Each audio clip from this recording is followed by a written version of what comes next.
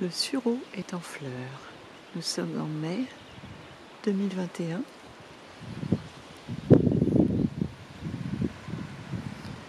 La bande fleurie est bien fournie cette année. C'est avec des tas de graines et de noyaux que j'ai jetés un petit peu au hasard, un peu beaucoup au hasard, que tout ça a poussé. Le pêcher, alors cette année, j'ai quasiment pas eu de cloques dans celui-ci. Et il va donner de bonnes petites pêches en automne. Est-ce que c'est parce que j'ai mis de l'ail au pied en février-mars? Celui-ci par contre a été assez malade. Je lui donne sa chance, mais je ne sais pas ce que ça va donner. Ça, ce sera très probablement un futur abricotier. J'attends un petit peu avant d'en être sûre. Ici, le lilas, et derrière, le long de la haie, un pommier qui a poussé également tout seul, avec des petites pommes. Bon, c'est pas grand-chose, mais naturel. Au fond du jardin, il y a le rosier qui est mêlé au chèvrefeuille. C'est un peu pour cacher la haie de thuya que je n'aime pas du tout, qui a été plantée il y a une trentaine d'années maintenant, quand le lotissement a été monté. Sur la butte potagère, je laisse les quelques plants de fleurs naturelles qui poussent au gré de leurs envies. C'est un magnifique coquelicot. Ici, les blettes sont en train de monter, donc je les laisse pour pouvoir soit récolter leurs graines, soit les laisser se ressemer toutes seules, afin d'en redonner par la suite. Alors, les pommes de terre sur la butte cette année, ça a super bien marché. C'est des pommes de terre germées que j'ai récupérées un peu partout. Ici, dans le fond, l'artichaut. L'artichaut, j'ai cru compter une dizaine de fleurs d'artichaut. Donc, celle-ci va être bientôt prête à être récoltée.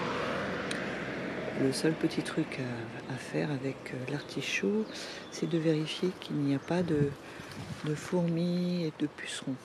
Là, par exemple, je regarde parce que régulièrement, je vois des fourmis monter sur la tige, ce qui veut dire qu'elles élèvent des pucerons. Dans les bacs, cette année, j'ai mis moins de tomates. Enfin, il y en a déjà pas mal, mais un peu moins de tomates que les autres années. À peu près la moitié en plants de tomates et l'autre moitié avec des radis et des haricots. On voit ici, là, surtout des radis. Ici, là, les radis qui restent et des haricots. Les tomates proviennent des graines, de mes propres graines, de mon jardin, donc faites de A à Z. Ici également, j'ai 3 bacs. 3 bacs parce que ma terre n'est pas exploitable. Voilà, c'est pour ça que j'ai une butte et des bacs. La terre est, à cause de la haie de thuya, et trop acide et trop sèche. Il n'y a pas assez d'eau. Elle est déshydratée, voilà. Je cherchais le terme. Alors, tout autour de la terrasse, il y a un tas d'aromatiques. Je ne vais pas tout citer parce qu'il y en a beaucoup, beaucoup, beaucoup. Pourquoi ? Parce que je trouve ça joli et ça sent bon. Et ça éloigne les moustiques. Voilà. C'est ce qu'on dit en tout cas. Ici, le géranium odorant, par exemple, est une plante réputée pour ça. Voilà, des fleurs, beaucoup. Et un ensemble de bassines en zinc dans lesquelles j'ai planté des fraisiers pour les avoir à l'œil en fait, pour pouvoir les arroser régulièrement et vérifier qu'il n'y a pas de limaces ni d'escargots à l'intérieur en train de grignoter les fraises. Donc la terrasse toujours. J'avais un peu trop de plants de tomates, j'en ai installé un ici. Il y a de l'ail des ours, du thym, du romarin, de l'hysope. Les derniers plants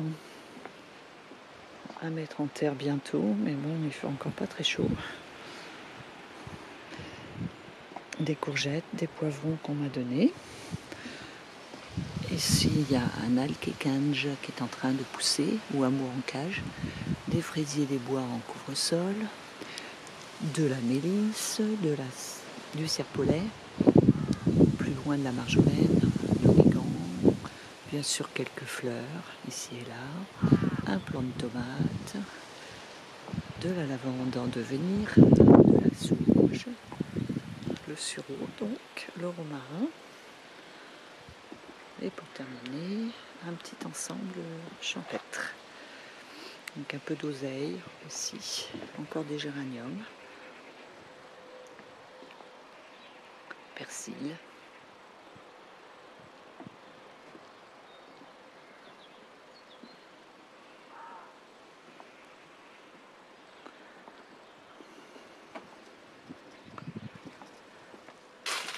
Sur le côté, j'ai installé un endroit où je pose mon futur paillage, ce qui me sert de temps en temps pour buter les pommes de terre par exemple, pour rajouter au compost, ainsi que des branchages l'hiver pour éventuellement servir d'abri aux hérissons.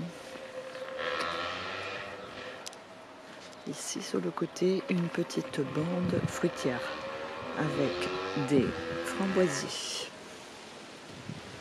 Voilà. Ici c'est la fin du brocoli. Non, excusez-moi, du chou. Des petits choux de Bruxelles. Je laisse pour récupérer les graines, mais je ne sais pas si je vais pouvoir y arriver car c'est envahi de pucerons. Par contre, je n'ai pas envie de les enlever, les pucerons. Je les laisse parce que de toute façon, c'est pas très grave. Et puis, ça va permettre d'attirer les auxiliaires. Sur ce bac, je laisse un petit peu se débrouiller tout seul. J'ai planté des cailleux d'ail, des oignons, enfin tout ce que j'avais sous la main qui n'a pas besoin d'arrosage. Voilà. Le dernier coin du jardin, c'est le coin où j'ai installé, où j'ai fait creuser il y a maintenant 3 ans, une petite mare. Ici, il y a beaucoup de lentilles d'eau en ce moment. J'attends un peu parce que j'ai pas trop envie de bousculer le... Il y a sans doute des tritons, des petites bêtes qui sont en train de se reproduire. Donc je laisse ça pour l'instant. J'y ai installé quand même quelques autres petites plantes aquatiques, dont un papyrus que je croyais mort et puis non, il est en train de repartir. Tant mieux. Voilà. Ça c'est pareil. C'est une plante aquatique que je ne me souviens plus de son nom qui est en train de repartir. Parce que l'année dernière, avec la sécheresse, ma mare s'est asséchée complètement. J'ai laissé faire, j'ai pas voulu ajouter de l'eau de ville. Et en fait, il devait rester des graines au fond. Parce qu'elle est repartie cette année dès qu'il a plu. Et quelques plantes réapparaissent au fur et à mesure. Ça c'est récent aussi. Une anémone. Voilà, ici il y a un bon petit mélange aussi, il y a la rhubarbe au milieu là, et de la consoude juste à côté, la kélidoine qui est en fin de course, ça c'est chouette, ça c'est un brocoli sauvage. Cette année j'ai pas pensé à récupérer pour manger les espèces de petits choux, mais c'est très très bon. un autre pêcher qui s'est bien débrouillé aussi, franchement, je vois des pêches, et puis très très peu de cloques. Pareil, même traitement que l'autre, je lui ai mis de l'ail au pied. Bon, ici sur le côté, il y a une haie, une bande fleurie, mais enfin franchement, elle n'est pas aussi fournie que l'année dernière. Je laisse faire. Le compost, ce n'est pas très joli, mais utile en essayant de mettre le rapport, de faire attention au rapport carbone-azote, c'est-à-dire les matières organiques vertes, les déchets de cuisine, et puis des poignées de paillage justement pour le carbone. Voilà. Ici, il y a de l'origan. L'origan, ça se ressème bien. Le premier était autour de ma terrasse, et puis maintenant, j'en trouve ici et là dans le jardin. Les digitales ne vont pas tarder à fleurir, et ça, c'est chouette. Très très belle fleur. Le mois de mai est vraiment le mois absolument superbe au jardin. Même si cette année, le temps n'est pas franchement de la partie, le jardin est magnifique.